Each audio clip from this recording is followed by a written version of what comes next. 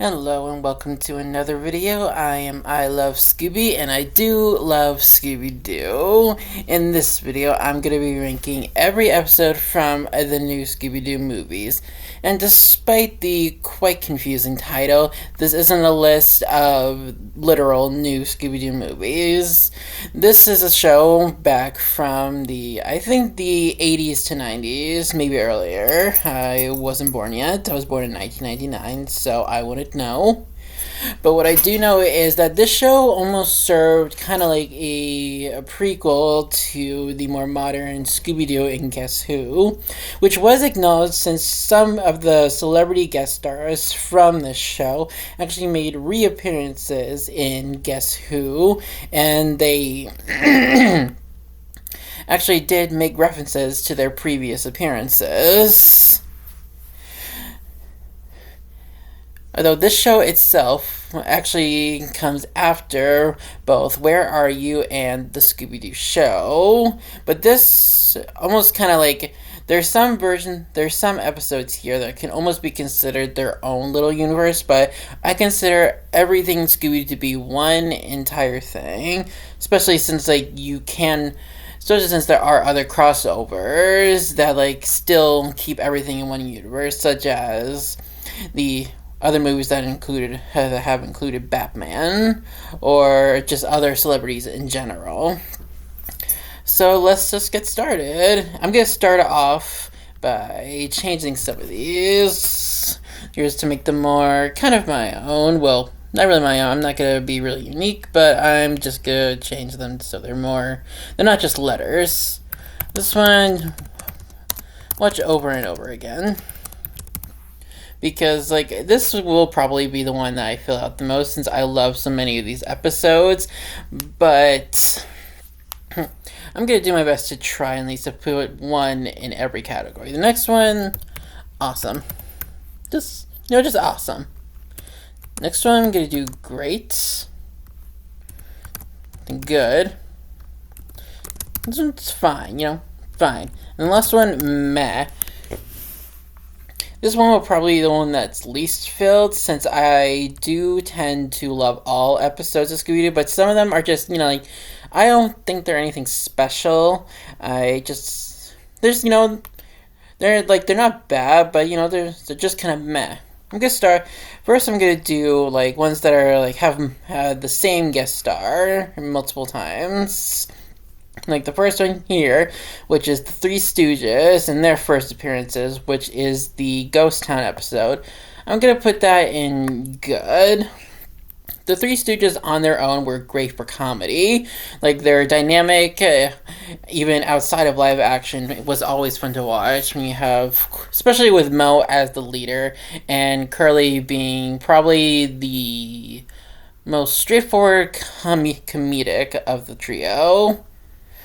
But what puts it in good is there's not really a lot of cohesion when it comes to all the elements of the villains of the episode. Sure, you have the gunslinger and the Indian that are the most on theme for the ghost town environment, but then you have the T-Rex mechanical thing that was taken over by them, along with the bat creature that was also a vehicle. Those last two things don't really fit into everything else. Sure, the T-Rex was there because the Stooges put it there, but it still just doesn't really make any sense. That really is what brings it down here, even though I still generally enjoy the episode. And especially since I also enjoyed the comedy of that monkey orangutan, Izagagi or whatever. I can never pronounce that name. But I do love the comedy of that animal just appearing all over the ghost town, because it was part of the distraction that the villains were set up to release the animals, so that the Three Stooges would constantly be going after them.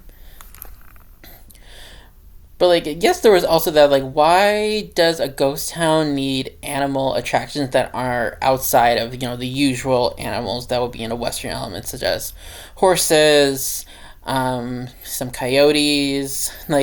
Outside of those animals, I don't know what I didn't really know what those other animals were. But like other than that, it was a pretty good episode, and it did set up for the other appearance of the Three Stooges, which I think is a much better episode.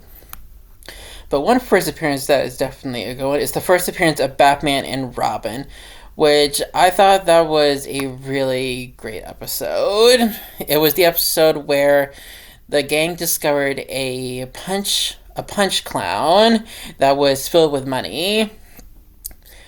But like what puts it in awesome rather than the top tier would be they kind of lost that plot for a bit when things shifted to them having to track down the Batmobile when it disappeared along with Mrs. Baker's house. And then Joker and Penguin got involved because they were the ones in control of that haunted house. Well, it was good that they included Batman. Good they included Joker and Penguin to add some more Batman and Robin elements rather than keeping everything Scooby Doo with Batman and Robin just tagging along.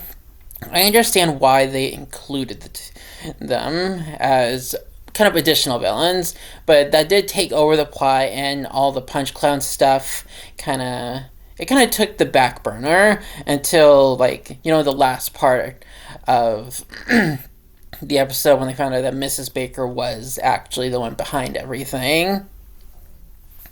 Like, other than that, I always did enjoy Batman and Robin's appearance, especially when it was their classic old-style cartoons and Robin's very funny, like, holy blank blank Batman's lines. Those were always legitimately funny. Ooh, another first appearance, Don Knotts. I think I always forget which happens first, but I think his first appearance was the Spooky Fog episode for Juneberry or whatever that town was called. It was a fine episode. Like the fog itself, like that is something that is legitimately scary, especially when you've seen movies like The Fog or The Mist, where there's always something hidden in the fog. But there wasn't necessarily a single villain, ghost, monster, whatever. There was just a bunch of kind of random apparitions that were around, which also kind of tied into how Don in his sheriff persona was talking about a bunch of town ghost stories, especially for that gang that was supposedly hung in the cemetery. But outside of that, there was just a bunch of randomness. The episode itself wasn't coherent, but the one thing I enjoyed the most was Don and Scooby having a cute little bond, especially at the end when Don had to pull over the gang again, like he did at the beginning of the episode. And when they asked him why he pulled them over, he was like, "You forgot something," and then he pointed at his motorcycle, and there was Scooby, which just which legit makes things funnier since you don't picture the gang ever forgetting Scooby anywhere. But the fact that they did was incredibly funny. Oh, but Don's second appearance, that was a great episode. This was the episode where he was a detective who was investigating the disappearance of his friend, Captain Moody. Of course, that wasn't... We knew he was investigating, but, we knew he was doing it in his own way rather than, being a detective until... That happened kind of almost halfway through the episode. Most of his appearance at first was him trying to get information from the gang because he thought they were the nieces and nephews of the captain who he suspected were behind the disappearance. And the way he did it was in the most actor way possible, where he disguised himself as another sailor along with a maid and the butler in order to search and in order to try and use his personas to get as much information as possible without being the quote-unquote single person who was trying to figure out which would make the gang suspicious. But, of course, they got suspicious anyway when he messed up the characters, messed up his disguises, and eventually they figured him out. But once they made it clear they weren't the captain's nieces and nephews, he went full detective and like recruited them to help him search. Even if that did mean he also had to stop pretending to be the ghost, which I thought he did very good at, even if it was still also a little clumsy in that part as well. What does bring this episode kind of down into just a great one was how the actual ghosts of Captain Moody turned out to be the captain's nephews, who we never met, and I've never liked when the ghosts or monsters unmask as someone we never actually met. Like, sure, we heard a lot about it from Dawn, but it just took away from how we never met the actual people who were under the masks. Like, I didn't like that very much. But then, let's go to, I love the second appearance of the Three Stooges. It was the Ghost of the Red Baron episode, and this episode has me cracking up every single time that I watch it, especially since it comes from the most unexpected one, which was Velma, who had probably some of the best comedy moments of the episode, which is, well, Velma does have some quite funny, sarcastic lines. At the same time, she's usually the one that causes the least amount of laughs, just because she's, the brainy one. But when she was up in that plane by herself, her trying to get help was so funny. When she was trying to be like, oh, what was it now?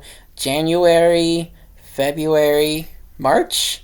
April? Mayday, Mayday, that's it, as she tried to find the right word to signal for help.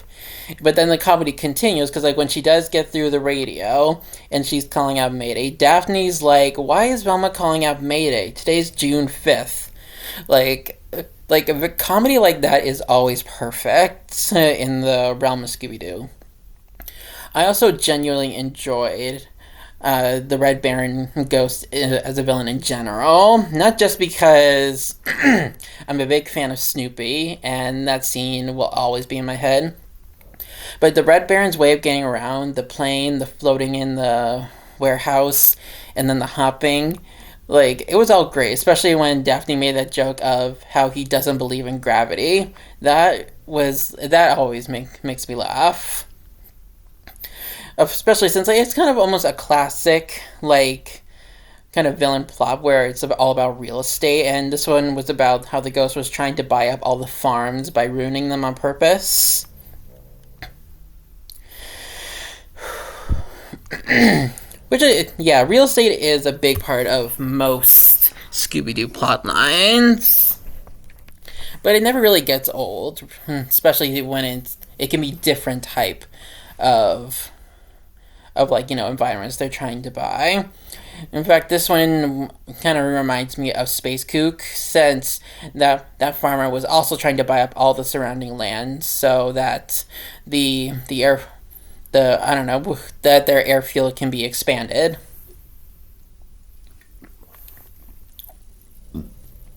Oh, another first appearance, the Harlem Globetrotters. That episode was the one with, I guess you can almost consider it like a reboot of Redbeard, since the ghost pirates in that episode were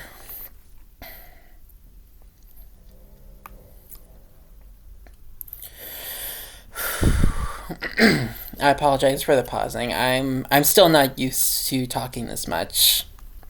But anyway, yeah, the designs of the ghost pirates in this episode were the same ones as Redbeard and his two goons, but they were made more unique by how the captain had that skull that he used to make projections of other ghosts to try to make himself look scarier by saying he has a large crew of other ghosts. And there was also the added kind of uniqueness of his ship being able to disappear, rather than how Redbeard, just sailed away like a regular ship. Plus, I definitely enjoyed, the Harlem Globetrotters, comedy with the gang. Since there was that whole scene where the gang actually played a game of basketball against the Globetrotters to, kind of cheer everyone up when there were some scary sounds going on. And there was a very hilarious part where the gang came up with their own little strategy to out globetrot the Globetrotters by having Scooby run up Shaggy's back and grab the basketball and hang from the chandelier. That was both clever and funny, even if it did end up in a tie. But, like, that's what you kind of expect from this type of group. Let's see. Ooh, Batman and Robin's second appearance. That one was a much better episode. Since, like, rather than, they focused more on the Batman and Robin elements by having the Joker and Penguin being the actual full front and center villains of the episode, rather than them having just be like, kind of like what happened in their first appearance, them being more of the back burner villains, the side quest, if you will. And that added a lot, especially when the gang was having that whole scene with the bridge, because Penguin had dressed up as a troll bridge, as a troll to control the bridge, and Penguin kept turning the bridge around to make the gang go back into their campsite rather than continuing to search. I enjoyed that a lot, especially when Batman and Robin actually came flying in on their helicopter and saw everything that was happening. It was a very fun scene. Something that actually, the gang did actually have some very legit great moments that showed that they were just as capable as the dynamic duo and being detectives, even though obviously Batman is known as the world's greatest detective.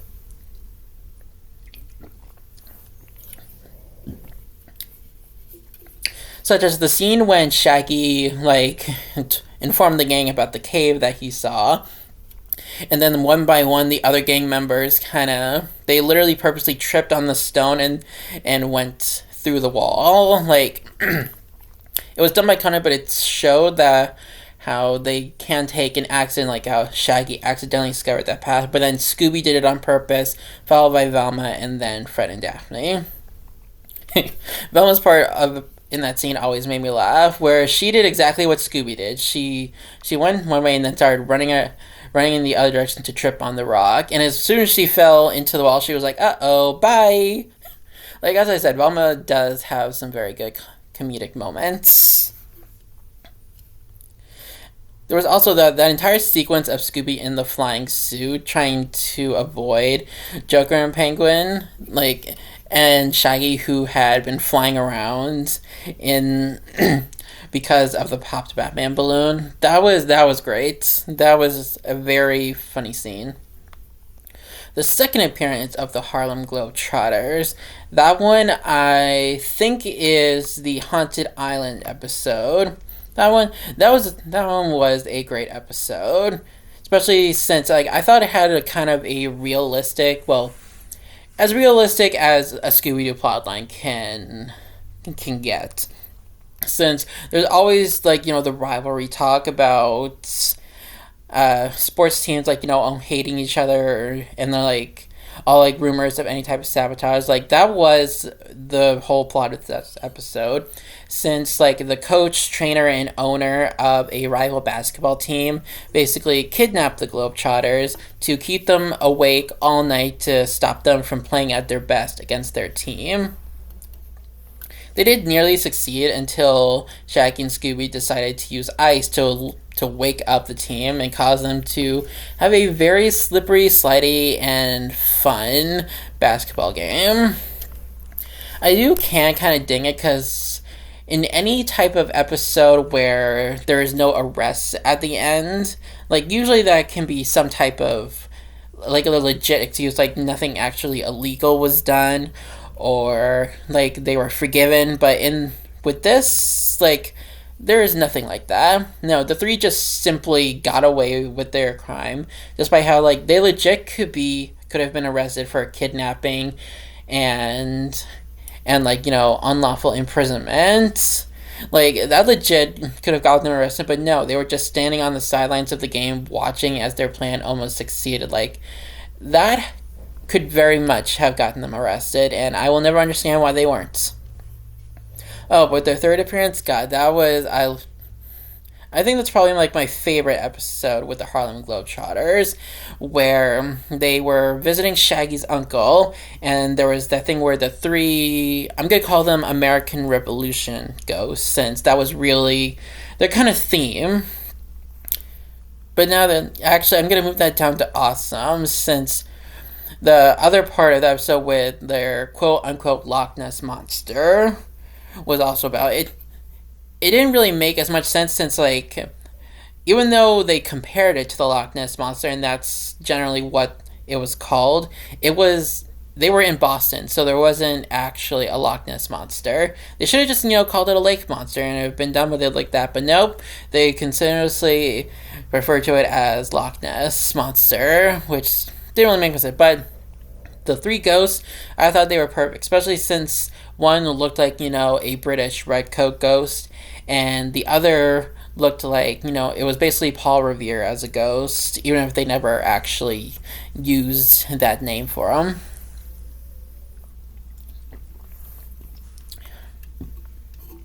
Shaggy's uncle was also a great part of this episode. Generally, I've always liked them when the gang visit their family members, especially when the family members look like any member of the gang, and the uncle clearly looked a lot like Shaggy in a very fun way. And like actually the family element was a little bit expanded on as well when Shaggy and Scooby actually went exploring and they found the attic and found some old photo albums. That was legit adorable, especially that picture of Scooby drinking from a bottle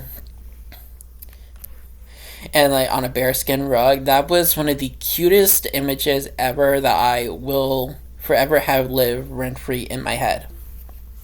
Cause like it was legit just adorable. Like thinking of Scooby like that. Just a little puppy drinking milk on a bearskin rug. Like so cute. And that's all of the appearances of the celebrities that made multiple appearances. So let's move on to the one-off celebrity episodes. Starting with the Addams Family. This episode was... It almost was lost to time since there were some issues with like either a copyright or just like the ownership in general of this Addams Family cartoon that Scooby-Doo crossed over with. But but I'm definitely glad that it ended up being recovered and like still shown alongside all the others, because this was a very fun episode. Because like the Addams Family, they did really good with like kind of focusing more on the Addams Family while including a mystery element for the gang. Of course, we're all used to like the dark, the gloomy, like Jenna Ortega Wednesday, and this one was legit in a pink dress. But other than that, that's just from the version of the cartoon that this family is from. But other than that, the rest of the Addams Family was very well done, especially when they clearly showed Morticia and Gomez having their very unique but adorable relationship. Like, they're honestly couple goals with how perfect they are for each other. Then you also had the comedy from Cousin It, Uncle Fester, and Grandmama. Like, those three, when they had their moments where it was funny every single time. Especially in the end when Shaggy actually got some, what he thought were candles from Uncle Fester, but nope, they were a bunch of fireworks that probably would have destroyed the Mystery Machine, but we're just going to ignore that just for the fun of it. Like, the one, actually, now that I think about it, I'm going to move it down for the villain itself from this episode, because what does a giant vulture really have to do with either Scooby-Doo or the Addams Family? Like, it was definitely not very good. And while this is another example of the villains not being, arrested at the end, it's more because this episode kind of served as a lesson about kind of embracing uniqueness. Because, like, the plot was to actually to make the Addams Family, like, move somewhere else, because they thought the Addams Family was just too weird and maybe even scary, and so they didn't want them in the neighborhood. But at the end, they fully realize that the Adams family, like, they're still just any other family. They just have some additional quirks to them. Like, yes, they're weird, they're creepy, they're spooky, altogether ooky, but they're still a family. They still love each other, and they're still just any other family with just some added quirks. And like the ones that ended up being the vulture, they learned to accept that. Uh Jonathan Winters. That episode, this one is staying up here. I'm not changing this one. It is staying up here in this tier. Like, even though, like, Jonathan Winters on his own was hilarious, especially when he had moments with Shaggy and Scooby, like when they were hiding out in the barn from the Scarecrow. But I think the true star of this episode was Grandma Fickett. She was legit one of the funniest one-off characters I've ever seen on Scooby-Doo. Like, a bunch of her lines always had me cracking up every time. Such as when, after the giant chicken burst out of the coop and she tried to grab onto its tail feathers to stop it, she was like, "Whoopee, I've invented a new sport, chicken skiing." Like, a lot of her country sayings were so cute and funny. Like, one of my favorites was "Heavens to Betsy." Like, so many. Another one of my favorite lines was when everybody was running around the farm, like trying to get the Scarecrow, and Grandma Fickett was looking out a window trying to track everyone. She was like, "With all you quick running around, I can't tell who's who."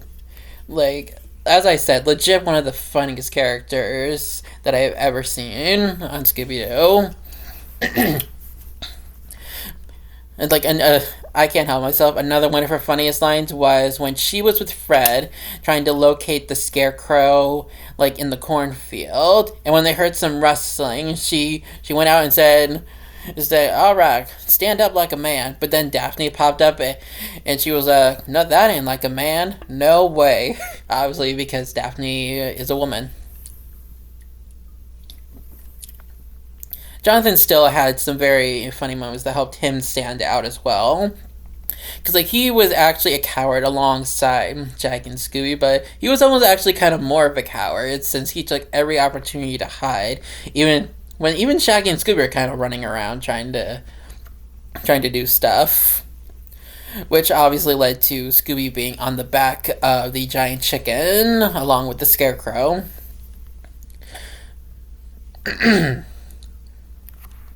But like Jonathan, I love Jonathan in the episode. Like whenever a comedian like actually appears, such as like Phyllis Diller here and Laurel and Hardy, like they always bring their own unique sense of comedy, and his with his impressions was great. And speaking of comedians, let's go with Phyllis Diller. She's going right up here.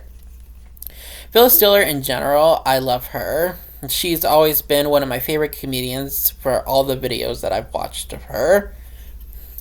Especially because like she's known like for jokes like either about herself, her fictional husband Fang, or her fictional mother-in-law. Which, and any woman that makes fun of her mother-in-law, even a fictional version, like she's gonna get a lot of female watchers that enjoy that. Because I'll be honest, like mother-in-law, daughter-in-laws, like that's kind of a dynamic that everybody loves making fun of. But in this episode specifically, Phyllis Diller, she lived in what she referred to as a haunted house. And, like, she fully embraced it. She said it was kind of haunted by the ghosts of all of her late husbands. And she did use that to make a lot of jokes about it, such as when the lights went off, she blamed her cheapskate ghost husband. And probably one of my favorite things about this episode was how she did not take anything seriously. Sure, once she learned that it was her jewels, like her like millions of dollars worth of jewels that the thieves were after, she took that seriously. But other than that, she did not take anything seriously that was happening around her.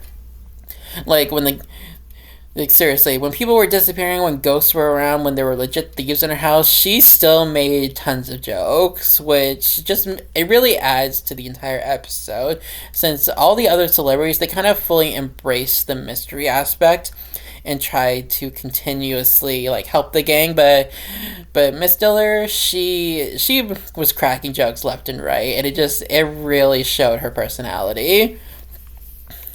Especially when like during the very final part where after Fred blew out the candles and like so they can catch the thieves. As soon as the candle was out, she was like, "Do you guys want to hear a ghost story?" Like even right up to the end, she was making jokes, and she was great. Probably, definitely one of my favorite guest appearances. But let's change things up and move. Let's go with Genie and Babu. Like I never watched that cartoon, so all of my information is literally just from this episode. But when I watched it, I pictured like Aladdin and Scooby Doo had a baby. Like that's what this episode made me think about, especially from the second Aladdin movie where Jafar was still an evil genie, and that was the villain of this episode, an evil genie. But that's also actually kind of why I put it in this tier, because with the whole evil genie being the villain, and like the plotline basically a being trying to being an uncle trying to overthrow his nephew on the throne to become sultan, like that really, like, of course it makes it stand out against all like the more normal type of Scooby-Doo plot lines, but it also was a bit too different. Like all the magical aspects, like that come from Genie being involved. Like as much as there have been plenty of Scooby stuff with magic, real magic and real monsters, it just I don't know. With all this Genie stuff, it didn't feel as coherent to the rest of Scooby Doo. Ooh, also with Don Adams, like the Exterminator episode, like I never really enjoyed that episode as much. Like it always confused me, like all the different monsters, all the paintings and stuff. There was many things about this episode that incredibly confused me, and it almost felt like even the actual celebrity guest star Don Adams, he felt like he took a backseat as well. Just not my favorite, even if I will never consider any episode of any Scooby show to be bad, even if there are entire shows where I think are kind of bad. But just ignore what I'm saying right now until let's move on to Laurel and Hardy. That was a very fun episode. Like sure, there have been appearances of Bigfoot and the Yeti in general along like across Scooby Doo. This one had the added kind of uniqueness of it being the ghost of Bigfoot, which I thought was really good. In Laurel and Hardy, they added so much of their own unique comedy throughout the episode, especially when, like, Stanley being kind of, I don't want to say dumb, but, like, being the less serious, kind of less sharp of the two of them. Where, of course, that did result in quite a bit of comedy whenever, when Ollie was trying to control Stanley. But it had probably one of my favorite chase scenes where Bigfoot was running around their hotel, going in and out of rooms, and like everybody was like chasing after him, in and out everywhere. Like that was very fun, especially at the end when Bigfoot exited through the window of Daphne and Velma's room, and the two of them they were a bit of damsels in distress in that moment, but it wasn't, I wouldn't necessarily say it was the most feminist way to portray those two in that moment, but it was still, the entire chase scene was still quite fun.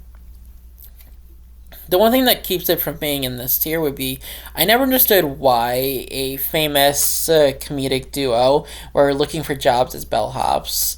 Like, if they wanted, like, any type of reason for the two of them to be at the ski resort, they could have just been, like, they're going on vacation to take a break from all their shows and stuff. So that would have been a lot more realistic than, like, them having to get jobs as bellhops to earn money. Like, that was very ridiculous. But one thing that's not ridiculous was the Sonny and Cher episode. I will forever enjoy this one. It's one of my favorite of the entire show. Because, like, not only are just Sunny and Cher, their dynamic being hilarious throughout the entire episode, but I also love the entire environment. Like, an abandoned hotel is so classic for creepiness. Especially when you had, like, that big maid that turned out to, like, be an undercover cop.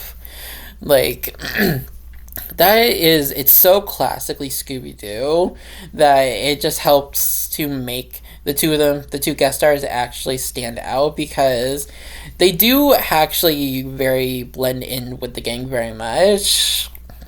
Like, because like they do their own thing a lot while also being almost technically being a part of the gang rather than just like friends helping them out. Like, especially what I loved, like, I laughed so many of Cher's lines when she made fun of Sunday, such as making fun of his height, or making fun of his optimism, or just in general, just making fun of him, which always made me laugh. Especially at the very end when, like, Sunny actually suggested getting seafood even after they were dealing with a fake shark god. And Cher was like, seafood, that's where I put my foot down.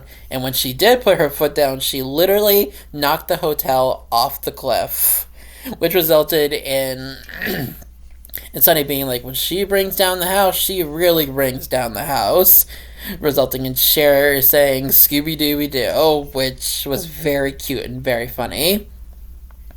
Another one of my favorite moments was when the two of them, along with Shaggy and Scooby, were running around like the wine cellar of the hotel. And after Sunny knocks down a bunch of bottles and they're all sliding around and rolling all over the place, Cher was like, well, this is another fine mess you've gotten us into, Sunny. And Sunny responded with picky, picky. I mean, obviously, we can't exactly blame Cher for what she was saying, but Sunny's response was legit funny. The Jerry Reed episode, that was a great episode. It does lose a couple points to me since the villains of the episode were, like, they went, again, kind of like what I said with Don Knotts' first appearance. They weren't very coherent since it was Davy Jones and an Indian. Like, sure, we were supposed to be like, oh, it's just what some wax statues come to life. But I still didn't like that they weren't, like, like more connected. It was just, they were probably just randomly selected since the two villains were just wanting to chase away Jerry since they stashed some money from a previous bank heist underneath the theater where he was performing in. But other than that, the rest of the episode was pretty good, with the gang trying so hard to locate Jerry as he was singing to lure them to where he was locked up, even if the vents made it quite confusing. And then when even after they found him, his guitar went missing, and they really needed to get some instruments for him to continue rehearsal. The only other part that kind of does make it lose a couple of points where I've never understood where the gang is already connected to any celebrity guest star, which isn't really a thing in any of these episodes other than when guest stars make multiple appearances. But with Jerry, the gang had already apparently been friends with him, and that's why he invited them to his rehearsal. I never understood that. I kind of prefer when they more randomly kind of meet up, because it just feels slightly more real. So, like, even if it's not, like, exactly realistic for anyone to, like, meet this amount of celebrities in their lifetime. Sandy Duncan, that episode was a great one. Especially since, like, kind of what happened with actually Cher. Sandy actually makes a second appearance in Scooby-Doo and Guess Who, and she also makes references to when she appeared in this episode.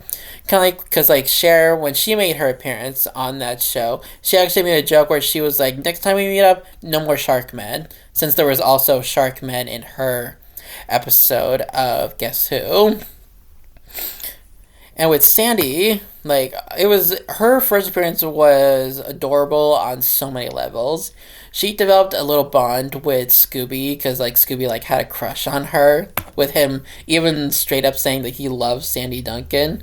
It was one of the cutest things I've ever seen for any of the bonds that are formed throughout the show with the celebrities. But Scooby and Sandy were so flippin' cute. Especially when like Scooby was he actually was a little braver with Sandy because like Sandy did actually flatter Scooby saying he was a big brave dog to like help so that he would help with the mystery a little bit more, which again was very cute.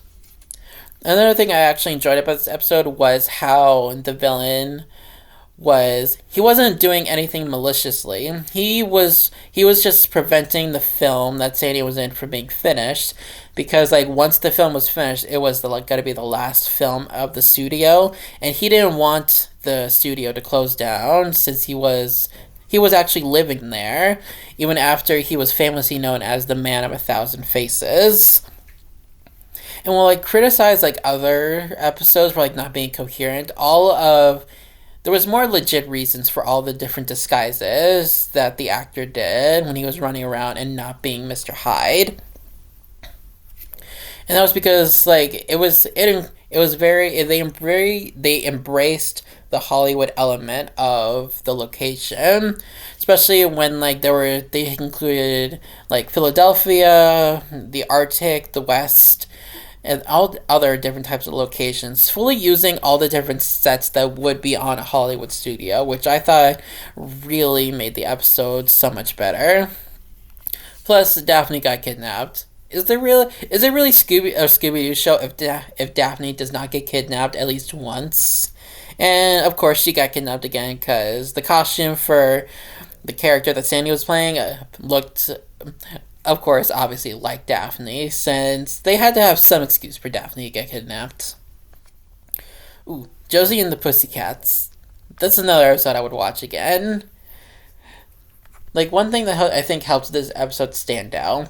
All the most of the other episodes kind of have the celebrities kind of pair off with like some members of the gang, like Laurel and Hardy, Jonathan Winters, Sonny and Cher. Sandy Duncan. They all kind of went off with Shaggy and Scooby. But then you have those like the Three Stooges. Most of the member like the Three Stooges, Dick Van Dyke, Jerry Reed, like they went off more with like Fred, Daphne, and Velma, but with Josie and the Pussycats, they were still like their own group on their own, but then kind of all of them bonded with the gang. So rather than any of them splitting off to bond with certain members of the gang, they all bonded together as one large group, which I think really adds more to them all becoming friends rather than some becoming friends with others more than each member of the group.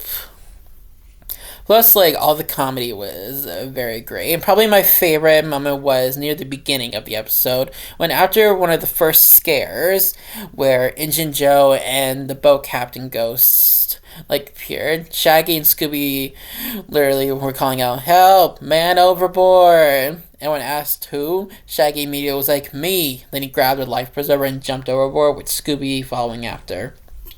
And then when the scare officially ended, Alexander followed him. He's like, "Shag, Scoob, wait for me." And then he jumped overboard as well. And while that alone was funny, it became only funnier when Fred commented how they needed to fish their friend out of the river, only for Velma to casually be looking over the side being like, "What river?" And it was showed that Shaggy, Scooby, and Alexander had jumped onto the dock rather than into the water like they thought. With Alexander finishing the scene with the funny line of, "I'm beginning to think that following ghosts is safer than following you two." Like, he was probably the only one that kind of bonded more with Shaggy and Scooby, but at the same time, he didn't pair off with them. Like, so that kept like everyone together as one large group, rather than like Alexander sticking with Shaggy and Scooby, even if he was a coward alongside them. Let's see. Ooh, But let's check out another fictional group, Speed Buggy. That was an awesome episode, especially since like I really enjoyed the pairing of like Speed Buggy with Scooby as like a little friendship, since it's a talking car and a talking dog. That type of friendship is only possible in this universe. The only what kind of stops it from being a watch over and over again, despite my legit enjoyment of the episode, was how kind of the villain was, all the creepy wind, almost kind of similar to the creepy fog from Don Knotts' first episode. But like, yes, the wind was caused by the all the masked men that were trying to buy up the town after scaring everyone off. But it was still kind of a bit of a weak type of plot points. Like, think about it more. I'm gonna actually just move it down just to a great episode. But like, it still had probably a really great chase scene. Like after the entire group broke out of where they were being held captured, and the wind was turned. They all started all the running around everybody was doing, like being chased after capturing each of the masked men. Like it was great, especially like when one was captured because Speed Buggy actually dug a hole after saving one of his friends. Like that was so cute. Ooh. Cass Elliot. Yep, Cass Elliot's moving right up here. Like sure, I was, as someone born in 1999, I have never heard anything from the Mamas and the Papas, but this episode is all I know about Cass Elliot, and I'm not mad about that. Sure, there's a lot of people nowadays that would be quite sensitive over like all of her fat jokes, but I'm quite overweight myself, so if I can laugh at that, other people can laugh at it too. And she really, like, all of her lines were actually legit funny, especially when she was also one that kind of paired off with Scooby and Shaggy, and their dynamic was hilarious on so many levels, especially with Shaggy and Scooby constantly trying to eat everything, and then you have Cass trying to control them. Like, sorry Cass, but those two are not going to be under any type of control when you're trapped in a candy factory. Especially when like the two of them did quite eat a lot, such as when they were trapped in a room with one of the green globs and almost buried alive in popcorn. Like obviously those two had to eat themselves out of that. If they did almost get buried in jawbreakers after that when Cass tried to use them to break down the door. She succeeded, but they were still almost buried. But if that's any way to go, I would not be mad about that. I mean, buried alive in candy, who wouldn't want that? The Green Globs were also really good villains in this episode. And like, they weren't like they floated, but they still were almost mostly kind of just thugs, like trying to get things done on their own. But like I kind of like that. They were less, they were like just generally criminals that just happened to dress up as Green Globs. Like, so I enjoyed that much more.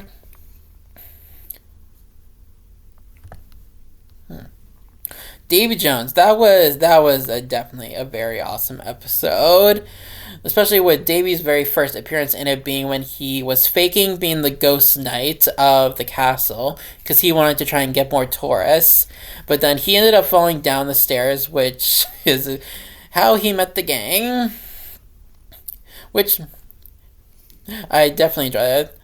Like, his inclusion helped add so much to the episode. Like, not even just like the other celebrities, but like he really was fun, especially when he actually did sing a song to distract the milk monster when during one of probably the best chase scenes throughout the entire show. Like him singing while Velma and Daphne were running around and hopping on stones to avoid the milk monster. It was so funny and just generally entertaining as well. Especially when the ended, kind of was funny because like the three of them were using straws to breathe under the water, like like so they're still able to breathe, and And Davy was the one that stuck his head out first to see if the mud monster was gone. And then he pulled the ladies out by using their straws to let them know it was safe. Like, that was very cute, very fun. This was another episode that did not have the villains being arrested at the end, and I definitely didn't agree with that. Like, the reason that they weren't was because Davy's uncle, the owner of the castle, didn't want the bad publicity since the night ghost was apparently a cousin who wanted the castle for himself. But like after but like I didn't understand that at all. Like, if you're worried about family reputation, Davy, who is the nephew, he would have. I think him literally discovering the plot and helping capture, like, the Mud Monster and the ghost, like, that is a lot of good publicity. So even if though the cousin was the one that was behind it, along with the farmer, like, I think Davy's good publicity would have overshadowed like what the cousin had done. Like, so I definitely did not agree with them not being arrested. Kind of very similar to like what happened with the second, with like, the basketball people from this episode. Even if I did enjoy the funny ending of how the two were complaining about their new jobs that they had to do to make up for their actions. Like, that was so funny. Dick Van Dyke. Dick Van Dyke. Awesome episode. Awesome episode. Dick Van Dyke is probably one of the biggest celebrities on this list, along with Cher, and even kind of like Cat Elliott and Phyllis Diller as well. But like Dick Van Dyke, from his first appearance on the Carol Burnett show, or like his old show where that Mary Tyler Moore used to also star in, like, he is legit a very big celebrity. So having him on Scooby was great. And he actually did something quite similar to Don Knotts on his second appearance, where Dick had to dress up as so many different like jobs throughout his carnival, because he was trying to make it seem like his carnival was still a legit business, even though it was very empty because of the ghosts. It failed just like what Don Knotts had done, because he tried to just do too many things. But like other parts of the episode were also really good. And it reminded me a lot of the Ghost Clown episode from Where Are You? Because the reason why the carnival was being haunted was because a strongman was upset over being fired by Dick. So he started like using his strength and stuff to mess with the carnival. So it's like I definitely enjoyed that. Dick was also actually quite similar to Phil Stiller, with how he had a lot of moments where he wasn't taking the mystery seriously, like still trying to charge the ghosts like money for tickets and stuff and for the games. That was it had a lot of really funny moments, especially when Shaggy was trapped on the roller coaster with the ghosts, and Dick was like, "How does this guy have a ticket? How old is he?" And like that entire sequence was hilarious.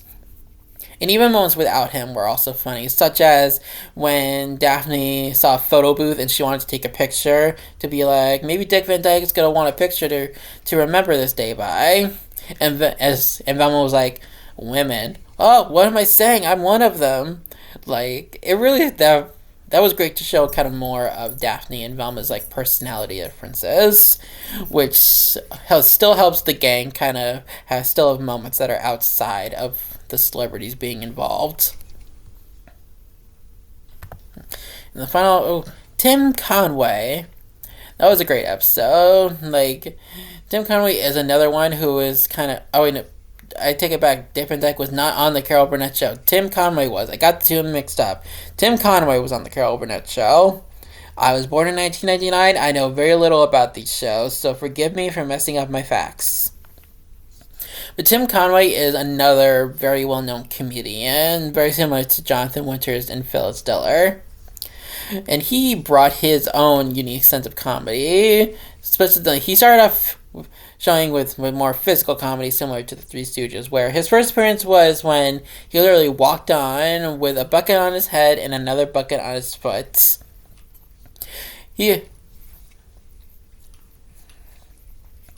he definitely was very good like throughout the entire episode. His reasoning that he was at the sports festival school was because he was trying to do research because he wanted to play a coach on TV or in a movie, and he needed more experience since he was mostly known as just a comedian. And also, he had some similar elements to Jonathan Winters since he was also like pretty a coward along with Shaggy and Scooby. But then he was also made different because he recruited the two of them to like be his athletes for the sports festival thing.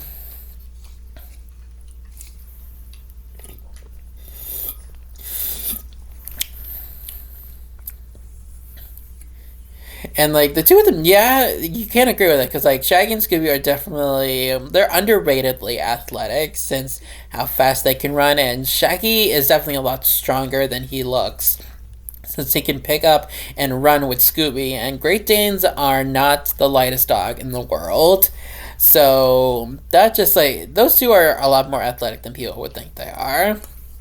I also thought the ghost of the athlete that was the villain of this episode was really good.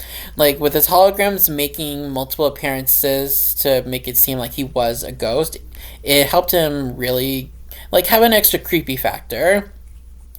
And the episode's end was also very funny because Fred dressed up as the athlete ghost to scare Shaggy and Scooby into being, like, their fast, athletic selves.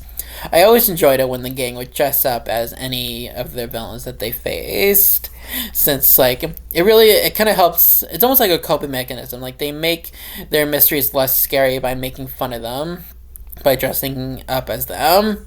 And of course, even Tim Conway ended up also technically becoming an athlete for it, since he was leaning up against a hot dog cart, got burned, and then took off running through a lot of obstacles to get to the pool.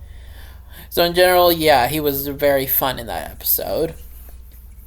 And that is every episode of the new Scooby-Doo movies ranked. Again, I apologize for not being able for having a lot of pauses and stuff, but I'm still not used to talking this much. But I will try to improve as I make more videos. Thank you all for watching, like and subscribe. See you next time.